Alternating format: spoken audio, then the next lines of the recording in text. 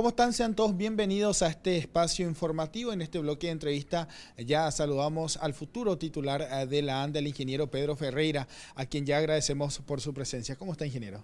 Pero muy bien, disfrutando acá de este espacio que nos da Canal Pro. Muchísimas gracias por la invitación. Ingeniero, sabemos que hay muchos temas bastante importantes que han, ganado a lo largo de este tiempo también notoriedad en la sociedad. Inclusive sabemos que están pendientes las negociaciones por una parte Itaipú, Yacyretá. También se habla de otros proyectos de poder acercar a lo que hace a la industria también esta energía que tanto hace falta. ¿Usted ya tiene en mente algunos proyectos? ¿Esto lo tomó de sorpresa? Bueno, en alguna medida la designación específicamente en la Andes sí me tomó de sorpresa. O sea, no era algo que yo lo tenía así previsto el martes, un martes, ahora no recuerdo la fecha, pero fue el martes antepasado. eh, me llaman al mediodía y a la noche, a la nochecita, a la tardecita, yo ya tenía la noticia, ¿verdad? No, es más, definimos ahí en el momento, como se dice, ¿verdad?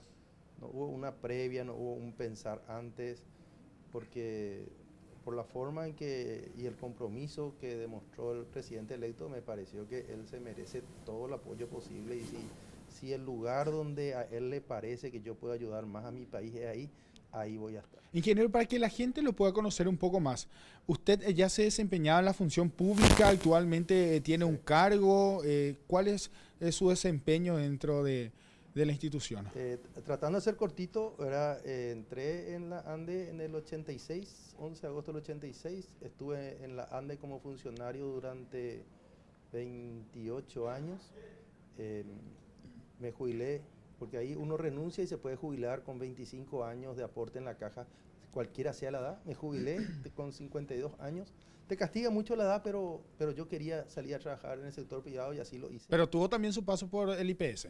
Sí, dentro de los 28 años tuve algunos comisionamientos por algún tiempo. Allá por el año 99, 2000, 2001 me fui al Ministerio de Obras Públicas para hacer el Plan Nacional Energético. Después volví, después me quedé hasta ser gerente financiero de la ANDE. Ahí me convocó cuando eso presidente Nicanor Duarte Frutos para ser presidente del IPS y comisionado con sueldo de ANDE me fui al IPS durante 4 años y medio. Es decir, que conoce bien cómo funciona la institución pública en diversas áreas. Sí, diversas áreas de la institución pública. En alguna medida me tocó la ventaja y también dentro de la ANDE, ¿verdad? De muchos cargos diferentes. Yo estuve en varias direcciones, estuve en la gerencia comercial, la gerencia técnica. Al comienzo trabajé con planificación. Me tocó estar en un litigio grande por 1 año y algo en la parte legal. En recursos humanos gané por concurso un cargo que sí que estuve ahí colaborando en lo que es el plan de cargos, carreras y salarios. Y realmente tuve la bendición, por decir así, de conocer bastante bien esta institución y también otras. Pero, Hoy en día estoy, soy decano de la Facultad de Ingeniería. claro, sobre ese Un punto cargo quería, electo. ¿todavía usted va a ejercer la docencia? La docencia siempre. La docencia seguramente va a ser lo último que voy a querer retirarme alguna vez. A mí la docencia me apasiona. Y sobre todo con la juventud actual, que cada vez es más crítica, Más cada vez exigente. más exigente, está más comunicada, te exige y ese ambiente también innova. Claro, y innova. sobre ese punto es importante también destacar de que a la par de los avances de la tecnología, hoy día está uno a un clic nada más de tener esa información. Y a partir de esto, la juventud en sí se genera más crítica. Sí. Observa a los candidatos, los proyectos. Sí. ¿Usted ya maneja un equipo técnico que lo va a acompañar? ¿Tiene algún proyecto en específico en decir, bueno, a partir de que yo asuma, esto va a ser el norte? Bueno, yo respeto mucho a los técnicos de la ANDE, a los profesionales de la ANDE. La ANDE es una institución muy planificada, con muchos datos, a diferencia de otras instituciones, y con gente muy buena ahí adentro. El presidente electo me había encargado el año pasado, eh, pero no con la... Yo no pensé que sea para el presidente de la ANDE el tema. Me encargó la mesa energética. Entonces, lo que hice fue un trabajo técnico, de ver un poco qué había. en ese sentido descubrí, ¿verdad?, que en el 2016 se había aprobado una política energética. Eso está en la web del Viceministerio de Minas y Energía. Y cotejé cómo se hizo esa política. Verifiqué que tuvo su nacimiento en la Universidad Nacional de Asunción. Hablé con los principales autores, docentes de la Universidad Nacional de Asunción. Hablé con la gente del área y me parece que está bien esa política. Entonces, y así se lo comuniqué a las personas clave del futuro gobierno. ¿Pero qué contempla esta política energética? Bueno, y es interesante que inclusive la gente que quiere prever qué es lo que se va a hacer en el futuro, mire, pues tiene muchos ítems. Es una matriz muy interesante. Pero abreviando un poco, haciendo el objetivo final. El objetivo final estratégico es un poco usar más y mejor nuestra energía como un motor de desarrollo, como el aprovechamiento de toda la energía que va a tener el país en los siguientes años. Una energía que no solamente es la energía eléctrica, sino también la energía de toda la juventud. Nosotros tenemos un bono demográfico, tenemos un bono energético que hay que aprovechar a como dé lugar, generando empleo, generando la venida de una gran cantidad de empresas que puedan apostar a nuestro país. Eso es mejor que vender nuestra energía y es un poco mejor inclusive que otra cuestión que está dentro del plan, que es el de integrar a la energía eléctrica más en algunos ambientes de consumo de energía eléctrica que hoy en día no se está utilizando. Por ejemplo, todo lo que se refiere al transporte. El transporte debería ser en su gran mayoría eléctrico. No solamente el transporte público, sino el transporte privado también. Hay que seguir con esa política, hacer que eso sea rentable, la cogeneración de energía eléctrica con las industrias, inclusive en los hogares, como hay algunos, el caso, por ejemplo, de Barrio San Francisco. Por poner algo que hizo este gobierno y que a lo mejor hay que seguir monitoreando, ¿verdad? En síntesis, esa es una parte. Pero para que todo eso sea... ya yendo a algo más micro, ¿verdad?, el rol que uno tiene que cumplir dentro de un proceso, para mí lo más importante al cortísimo plazo es mejorar la calidad del servicio de la ANDE. Esto a nivel micro, porque hablamos siempre de la inversión, plazo, la inversión que se da principalmente en las industrias, también en las obras, en línea general, pero todavía siguen habiendo cortes, todavía se dan. Una tormenta y hay un corte. ¿De qué te sirve una tarifa baja si la calidad es tan mala que al final un corte? La semana antepasada estuve en 8 industrias porque estaba en un curso de desarrollo en democracia de ENDE y nos llevaron hacia el interior en 8 grandes industrias y a toditos les hicimos la misma pregunta, ya que el día antes había yo tenido la designación esta en la ANDE. Les pregunté, y más que la tarifa, yo les preocupa la calidad. A veces pierden 4 horas limpiando de nuevo todos sus tanques, volviendo el proceso. Porque se corta la energía y para todo. Para todo. A lo mejor en tu casa vos puedes tener una linterna, y con eso más o menos sobrevivir un ratito, pero una industria perdió todo el proceso. Nadie va a tener un generador para toda la energía que se usa en una industria. Y eso es grave, porque esas industrias necesitan esa calidad para poder producir en forma competitiva y son los que van a en el futuro generar la mejor calidad de empleo que necesita nuestro país. Nuestro país necesita lo que se llama empleo decente, gente bien pagada, que tenga jubilación, que se cumplan las normas laborales, para que tengamos una clase media poderosa y bien educada. ¿Cómo se podría lograr esto en materia de obras? Porque se habla siempre de las líneas, la línea de 500 kV. Esto fue avanzando. Sin duda los problemas también se multiplicaron a la par, ingeniero. Este tema de la línea 500 kV, hay una entrevista que me hicieron a mí en el 2012 por ahí. No, 2007. 2007, 2008 más o menos, cuando comenzó este tema. Y lo que aquella vez yo ya dije, 10 años atrás, es que lo único que yo quería advertir es que este tema de las líneas de 500 kV no sean distractores. Que la gente crea que porque se hace una línea de 500 kV va a mejorar el servicio. Y puse de ejemplo, y hasta hoy en día pongo de ejemplo, que las áreas cubiertas por ANDE, que están al lado de las hidroeléctricas, ¿verdad?, por lo tanto no necesitan una línea de 500 kV, también tienen mal servicio de energía eléctrica. Lo tenían 10 años atrás y hoy lo siguen teniendo. O sea, el problema no es solo las líneas fuertes de 500 kV, que son muy necesarias, pero que a veces algunos gobiernos lo han tomado como una solución, ¿verdad? Y como una obra estatal a 5 años, entonces le da 5 años para que nosotros esperemos un resultado que no vamos a tener. ¿Qué puede ¿Ok? entenderse por esto? Porque si todavía tiene problemas, la línea avanza, finalmente no cumple su función. Va a cumplir una función, no, yo no digo no sea necesario, es muy importante, pero no es suficiente. El gran desafío desde hace muchos años en la ANDE está en la distribución de la energía eléctrica. Para un poquito ubicarnos, hay desde la producción, que son generalmente hidroeléctricas, pero pueden ser térmicas, puede ser cualquier otro tipo de producción, eólica. Hay la parte de generación de energía eléctrica. Luego están las grandes líneas, las de 500 kV, las de 220 kV, que son las que van desde el generador hasta cerca del lugar donde se va a aprovechar la energía eléctrica. Y después está la de distribución, que son las que uno cuando sale de su casa ve, hay un cable ahí enfrente, hay otro cable un poquito más abajo. Entonces el que está más arriba suele ser el de 23 kV que hace la distribución y luego se vuelve a subdistribuir, por decir así, en baja tensión por un cablecito que suele estar un poquito más bajo, que finalmente con una cometida llega a nuestra casa. En ese nivel de tensión, dirían los técnicos, en ese ambiente de distribución, es donde se dan la mayoría de los problemas que nos afectan a los clientes finales de la ANDE. Y es donde hace años sabemos que hay que apretar y donde la ANDE en alguna manera tiene una gran deuda en el trabajo. ¿Que usted está hablando de las pérdidas que se dan? También las pérdidas. Las pérdidas en distribución se calculan en el orden del 20%.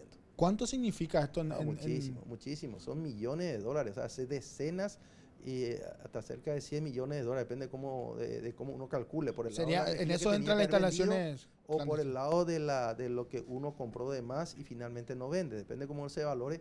Es una pérdida esa pérdida tiene dos connotaciones. Primero, la parte económica que señalaste, son millones y millones, decenas de millones de dólares.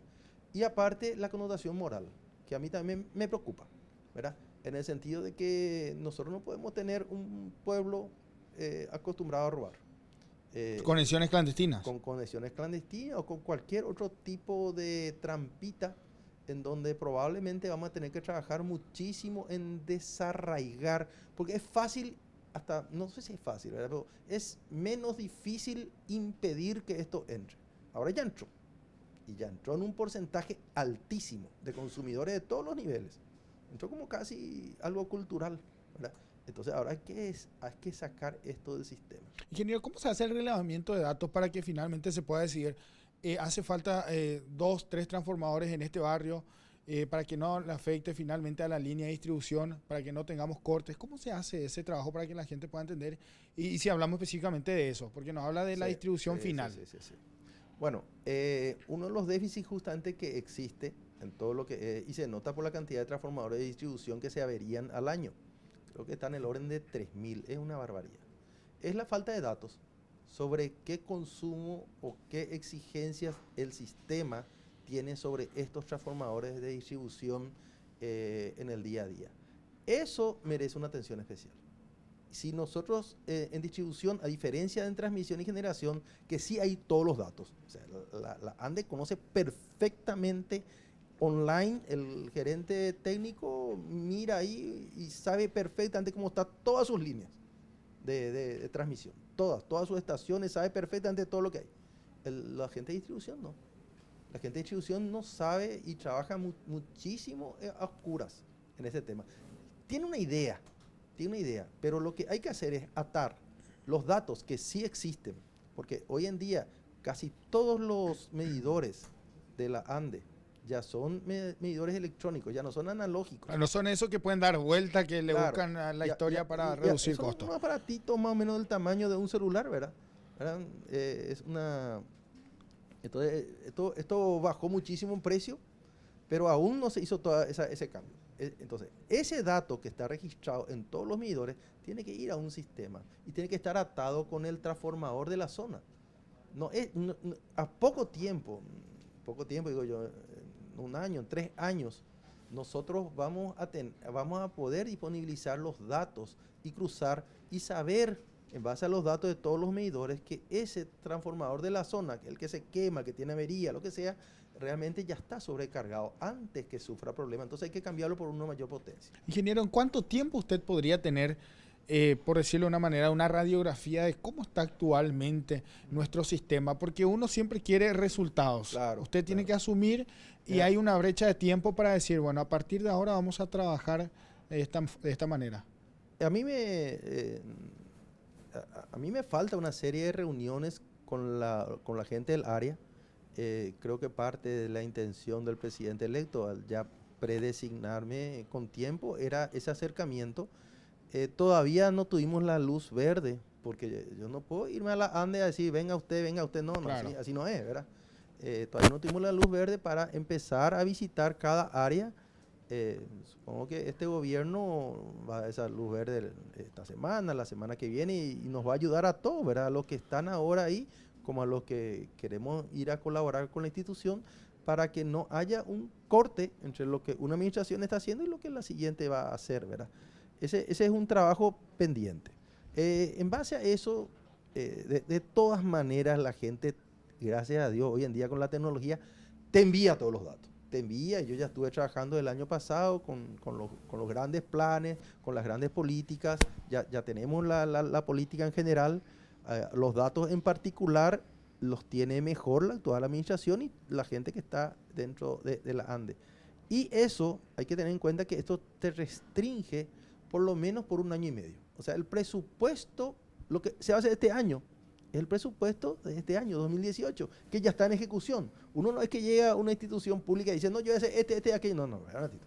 ¿Y dónde está tu PAC, tu plan de contrataciones? ¿Esto está o no está dentro del PAC? Si no está dentro del PAC, ya no tenés muchas cosas que hacer. ¿Y el presupuesto hay o no para esto? No, no hay. Entonces, no, ya no podés hacer. Y entonces vos te restringías eso. Y el año que viene, el presupuesto 2019, ya lo presentó la institución, o lo tuvo que haber presentado, porque hasta el 30 de junio prevé la ley de presupuesto, ya lo tuvo que haber presentado. Yo no sé. Es decir, que usted se va a tener que ajustar a lo que ya se aprobó. En estos días tengo una visita al Ministerio de Hacienda y voy a ir a ver también si por ahí consigo, ¿verdad? Por otro lado, y vamos a empezar a mirar uno por uno qué es lo que tenemos previsto. En base a eso, ¿verdad? Porque uno no puede desautorizar lo que se está haciendo. Lo que se está haciendo se tiene que hacer a lo mejor diferente, a lo mejor con más énfasis, pero es lo que vas a poder hacer en el corto plazo. Ingeniero, 1 año y medio. El siguiente presupuesto, el presupuesto 2020, ya es el que la administración que hoy entra es la que va a elaborar. Que es la que usted sí ya va a poder, digamos... Claro, pero mientras tanto, la buena utilización de ese presupuesto va a ser nuestra responsabilidad desde el 16 de agosto probablemente de este año. Ingeniero, un tema sensible es el costo. Sí. Inclusive se hablaba, hacían campaña paralelamente de decir que se va a reducir el costo, se está pagando de más. ¿Es tanto así como se lo presenta de reducir los costos? ¿Se puede dar eso en realidad? ¿O eso es, digamos, una falacia? Yo creo que es más lo segundo que lo primero. No sé, yo recibí y estoy seguro que yo no tengo por qué ser sujeto de subsidio por parte del Estado de mi consumo de energía eléctrica. Estoy casi seguro que vos recibiste, ¿verdad? Y vos tenés un empleo estable, a lo mejor tenés una casa donde gastás, qué sé yo, 300.000, 500.000 guaraníes al mes, no son objeto de subsidio. Y nosotros no tenemos, los que no somos un objeto de subsidio por parte del Estado, no tenemos por qué no colaborar con la infraestructura eléctrica que se requiere para dar un mejor servicio. No tiene lógica. Creo que sí, hay que, en la misma línea, hay que facilitar que las personas que sí deberían de ser objeto de subsidio por parte del Estado, porque su capacidad económica no da, ¿verdad? O por motivos estratégicos cualesquiera. Costo diferenciado. Tengan un costo como ya tienen luego a través de las tarifas sociales. Una tarifa muy baja nuestra tarifa social, pero a veces cuesta entrar. Hay una cantidad de cosas que tenés que hacer para entrar y la gente a veces no sabe cómo hacer ese proceso. Creo que hay que estudiar bien de manera tal de que la ANDE vea la forma de que eso realmente sea cierto. Te doy un caso, que porque fue tapa de algunos periódicos y eso, el caso que el barrio San Francisco, ya que hice mención, resulta que finalmente sus ocupantes, que obviamente alguien eligió, yo no sé si corresponde o no, pero alguien dijo son objeto de un especial cuidado por parte de del país y son objeto de una serie de subsidios. ¿Ok? Ese les ayudó mucho ahí, bueno, ok, están ahí. Y resulta que ellos no califican para estar en la tarifa social. Entonces, algo hay que estar raro y vamos a revisar, se tiene que revisar. El que es objeto de subsidio, por algún motivo social o estratégico, tiene que tener ese subsidio, tiene que tenerlo fácil, ¿verdad? Y tenemos que facilitar el ingreso. O si no, siempre vamos a tener personas que miran su vecino al lado, que es igual que él y que paga mucho menos, ya sea porque roba o ya sea porque está en la tarifa social que le corresponde, y yo pagando acá muchísimo más, y noto eso como una gran injusticia. Ingeniero, otro punto importante es la renegociación Sí. de las binacionales. Así es. Lo de Yacyretá se habla de una deuda impuesta por la Argentina, otros dicen que, bueno, sí es lo que consideran la renegociación, este ajuste que se dio en cuanto a porcentaje. ¿Usted tiene ya una idea un poco más clara de cómo se tiene que, o de qué se debería aplicar para este caso? Bueno, yo tengo desde hace mucho tiempo, es un tema tan importante que creo que ningún ingeniero del sector eléctrico no lo ha estudiado, aunque sea en forma personal, ¿verdad? No porque uno fuera a ir a un cierto cargo. Yo tengo una serie de conceptos al respecto y algunas veces publicado por las redes sociales desde 10 años atrás aproximadamente. A mi criterio, un poco desgraciadamente, diferentes gobiernos, en el caso de Itaipú, que es la negociación más importante, no han realizado a tiempo los deberes que debieron de haber realizado. Nosotros tendríamos que haber hecho algunas cuestiones al menos 5 años atrás y probablemente 15 años atrás para llegar bien posicionados para una negociación en Itaipú. Y ya los tiempos no dan. Doy un ejemplo. Supongamos, pero no va a ser así, pero supongamos que nos sentemos con nuestros amigos brasileros y le digamos, bueno, ¿sabe qué? Nosotros queremos poner un precio mayor por la energía eléctrica en Itaipú y la energía es nuestra. Muy bien. Si yo estuviera al otro lado diría, no hay ningún problema, dígame usted el precio, ponga usted el precio, un precio que le parezca justo. Qué oportunidad. Hoy en día se paga más o menos 40 dólares por megawatt hora. Para tener una idea, no. Y le digo, no, yo quiero 60 o nada. Me dicen, sí, está bien, eso es lo que vos querés. Te pones duro en la negociación. Digo, está bien, ningún problema. Déjeme consultar. Ellos consultan con el mercado brasilero. Dicen, ¿sabe qué? Tenemos un problema, nosotros no hay problema. Ustedes, esa es su energía. Véndanle a quien quieran, pero tenemos un problemita que nosotros no podemos comprar 60. Que nos queda a nuestro cargo. Sí, sí. Un excedente. La energía siempre es del que compra, a la larga. Es también del que produce. La energía es del que produce, pero a partir de ahí es tuya porque lo compras del que produce. O decir, la energía es mía, sí, ok, es tuya. Y ahora va a tener que vender. ¿Y a quién? Bueno, alguien va a tener que pagar eso. Entonces, 60 dólares, vos te das vuelta y tampoco tenía que vender las 60. ¿Hay alguien que quiera pagar 60 dólares por megawatt hora en el Paraguay por la energía? Nadie. Entonces, bueno, acá nosotros vamos a tener una negociación un poco, y ni siquiera tenemos las líneas suficientes, no tenemos las personas que pueden consumir y no tenemos las líneas. Y si usted ve la línea que se hizo en la época, por decir así, comenzó en la época de Lugo, creo que en la época de Franco, y más adelante terminó la primera línea de 500 kV, y son solamente construcción, y eso le duró unos 5 años. Es decir, que si nosotros queremos utilizar esa energía, tampoco vamos a poder porque no tenemos la infraestructura. Tenemos apenas una línea hoy en día, y del otro lado se está terminando. La segunda línea no está terminada, no está en servicio, no está como para poder enchufarla totalmente en el lado de Yacyretá. Entonces no va a ser fácil el tema. Entonces, y una sola línea viene de Itaipú. Caso parecido en la negociación con Yacyretá, ¿verdad? ahí de a poco estamos perdiendo la posición negociadora que podríamos haber tenido en el pasado. Se llenó el embalse sin haber negociado bien la deuda. Ingeniero, Se acuerda el tema de Añacuá sin haber terminado de aprobar la negociación o de arreglar la deuda de forma favorable para el país. ingeniero, estamos ya próximos a Sí. lo que va a ser su asunción. ¿Cuál es la meta que tiene para ir cerrando la entrevista? Primero, calidad en el servicio. Calidad en el servicio, ese es todo lo que se puede hacer en ese sentido. Vamos a trabajar con los funcionarios, con los técnicos, con los clientes, con el sector privado que nos pueda ayudar a determinar en dos áreas precisas. La residencia, que no corresponde ese mal servicio que tenemos casi día a día, cantidad de cortes y lo que se tarda en reponer eso.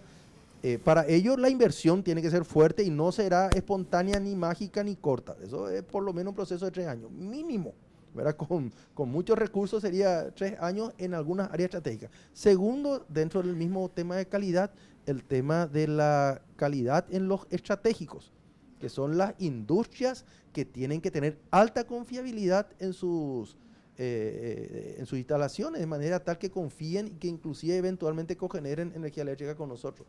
Ese es el principal, ¿verdad? Yo creo que acá a 3 años y alguito podemos tener una buena medición del tema después de haber hecho algún tipo de infraestructura que permita tener resultados al respecto. Segundo, y muy importante, es que tengamos un sistema de control de dónde es lo que se consume cada parte de nuestra energía eléctrica. Que ese sistema de control no permita que nadie robe y permita que todos los que tenemos usos parecidos de la energía eléctrica paguemos igual. Va a apoyar todo ese sistema que la ANDE pueda trabajar en forma mucho más pensada en la parte de distribución, pueda atender más rápido nuestros reclamos y a la vez permita cambiar los transformadores, las líneas, potenciar en donde la ANDE está necesitando y no necesariamente que estas instalaciones entren en algún tipo de conflicto en algún momento dado. Muchísimas gracias, ingeniero, No, por gracias. acompañarnos en esta entrevista y le deseamos éxito en sus funciones. Muchísimas gracias por esta oportunidad. Desde ya la invitación desde el canal está hecha también para próximas entrevistas para hablar un poco también de los avances al cargo de esta cartera tan importante. Muchas gracias, muy amable. Bien, así conversamos con el ingeniero Pedro Ferreira, que el próximo 15 de agosto va a asumir la titularidad de la Administración Nacional de Electricidad. Los invitamos a continuar con la programación del canal.